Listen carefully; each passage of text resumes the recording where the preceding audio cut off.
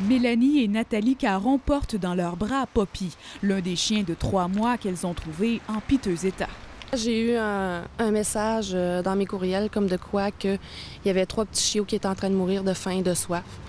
Puis j'ai tout mis en œuvre là, pour justement aller les récupérer. Une dizaine de chiots étaient gardés dans une résidence de Rivière-du-Loup. Ils étaient laissés dans leurs excréments sans nourriture. Quelques-uns ont été vendus, plusieurs sont décédés. On n'est pas plus insensible de voir un enfant qui se fait maltraiter, puis on va réagir tout autant aussi. Là. Mais les chiens, ils n'ont pas de voix. C'est comme à nous autres un petit peu de prendre leur défense aussi. Les 2 sœurs sont éducatrices et comportementalistes canins certifiées. Dans le cadre de leur travail, elles traquent notamment les propriétaires ou les éleveurs qui considèrent les chiens comme des objets. Moi, je demande surtout à la population, je pense que quand on voit des choses comme ça, c'est de ne pas avoir peur de les dénoncer. Dans ce cas, elles ont alerté la Sûreté du Québec. Selon un projet de loi déposé en décembre 2011, les amendes pourraient être bientôt beaucoup plus sévères pour ceux qui font preuve de cruauté.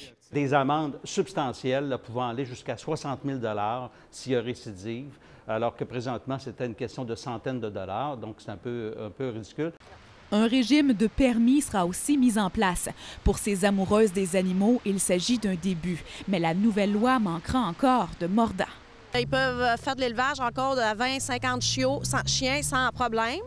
En autant qu'ils ont le permis pour pratiquer, c'est trop. Si vous voulez dénoncer des gestes de maltraitance, l'idéal, c'est d'avoir en main des preuves comme des photographies ou des vidéos. Vous pouvez porter plainte tout d'abord à votre municipalité et aux policiers, puis à la SPA et Anima Québec, et finalement à la Humane Society. C'est du respect de la vie au bout du compte, là. Ça sert un chien, un chat, n'importe quel animal, les êtres humains, on est tous, faut être tous sur le même pied d'égalité, là.